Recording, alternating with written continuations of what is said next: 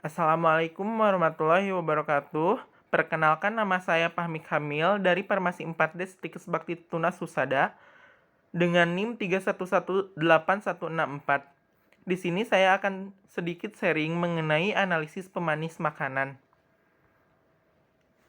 Apa sih pengertian dari pemanis tersebut? Pemanis merupakan senyawa kimia yang sering ditambahkan dan digunakan untuk keperluan produk olahan pangan, industri, serta minuman dan makanan kesehatan. Pemanis merupakan salah satu zat adiktif yang biasanya digunakan untuk meningkatkan cita rasa manis pada makanan. Jenis-jenis pemanis. Yang pertama, pemanis buatan.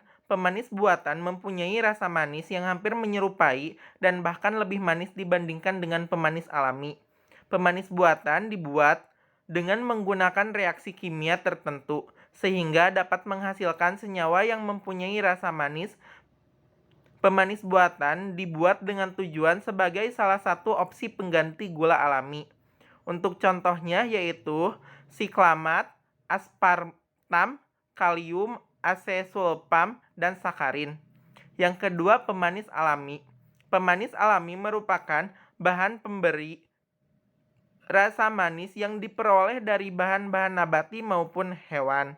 Pemanis alami yang sering kali digunakan untuk membuat rasa manis pada makanan dan minuman adalah gula pasir atau sukrosa. Gula alami ini tidak mengandung vitamin, tidak ada serat kasar, hanya sejumlah kecil mineral. Akan tetapi mengandung kalori 394 kilokalori dalam setiap 100 gram bahan. Gula alami merupakan sumber kalori. Semua bahan-bahan yang bernilai seperti vitamin dan mineral akan hilang selama proses pengolahan dan pemurnian. Menurut Cahyadi 2005. Apa sih kelebihan dan keuntungan pemanis alami dan pemanis buatan? Untuk kelebihannya dari pemanis alami yaitu dari bahan alami, yang keduanya tidak menyebabkan efek samping. Untuk kekurangannya, memiliki kalori besar, terurai pada suhu tinggi. Untuk pemanis buatan, untuk kelebihannya jauh lebih manis dari pemanis alami, stabil saat pemanasan. Untuk kekurangannya, memiliki kalori rendah, dapat menyebabkan efek samping. Untuk yang pertama, sakarin. Sakarin merupakan pemanis buatan yang mempunyai rasa manis 200-700 kali sukrosa. Untuk analisis sakarin, sakarin dengan rumus C7H5NO3S dengan berat molekul 183,18 disintetis dari toluen, biasanya tersedia sebagai garam natrium. Sakarin secara luas digunakan sebagai pengganti gula karena mempunyai sifat yang stabil, non-karsinogenik, nilai kalori rendah, harganya relatif murah. Selain itu, sakarin banyak digunakan untuk mengganti sukrosa bagi penderita diabetes mellitus atau untuk bahan pangan yang berkalori rendah. Di bawah itu gambar dari rumus kimia dari sakarin. Untuk analisisnya yaitu uji kualitatif sakarin. Untuk uji kualitatif sakarin ini menggunakan uji resolsinol. Yang pertama, preparasi sampel, setelah itu 10 mg sampel ditambah 50 mg resorsinol. Selanjutnya ditambahkan H2SO4 pekat. Setelah itu panaskan dan didinginkan.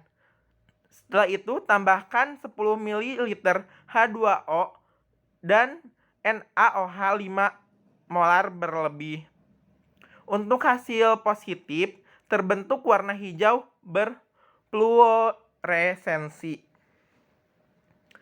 Untuk uji kualitatifnya menggunakan uji alkalimetri. Dengan cara preparasi sampel, setelah itu 10 mg sampel diasamkan dengan HCl 3%, dimasukkan ke dalam corong pisah.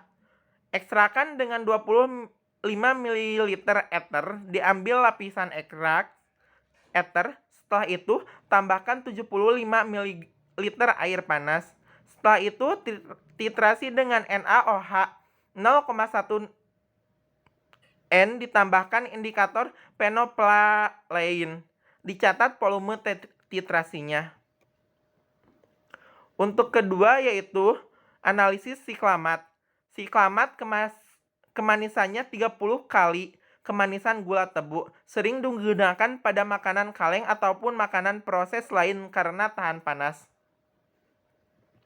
Untuk analisis siklamat, siklamat adalah garam natrium atau kalsium dari asam siklamat.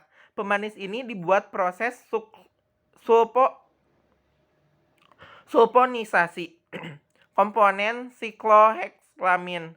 Selanjutnya direaksikan dengan asam suklamat atau sulfur trioksida. Siklamat mempunyai karakteristik yaitu seperti berbentuk serbuk, kristalin, putih, dan tidak berbau. Garam siklamat atau natrium siklamat akan mengering pada suhu 105 derajat Celcius dan tidak larut dalam alkohol, benzen, kloroform, maupun ether, tetapi larut dalam air dan bersifat netral.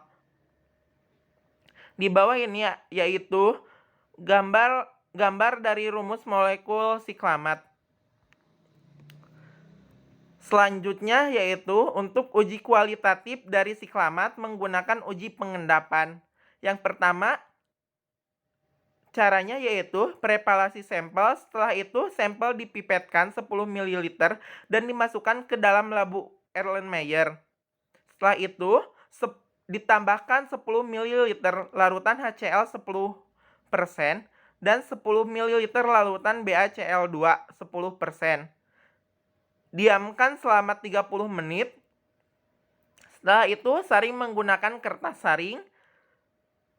Selanjutnya yaitu tambahkan 10 ml larutan NO2 10% dan dipanaskan di atas hot plate atau penangas air pada suhu sekitar 125 sampai 130 derajat Celcius. Hasil yang didapat setelah pemanasan selama 20 sampai 30 menit. Untuk hasilnya terbentuk endapan putih yang menandakan sampel positif mengandung siklamat. Selanjutnya untuk uji kuantitatif yaitu yang pertama prepalasi sampel. Yang kedua 10 ml sampel ditambah 40 ml H2O ditambah HCl pekat dalam Erlenmeyer. Yang ketiga ditambahkan 5 tetes indikator trepeolin dan 3 tetes metil biru. Setelah itu titrasi dengan baku NaNO 0,1 molar. Dan catat hasil dari volume titrasi. Untuk uji kuantitatif ini menggunakan uji pengendapan. Sekian yang dapat saya jelaskan. Mohon maaf bila banyak kesalahan, baik kata maupun perilaku.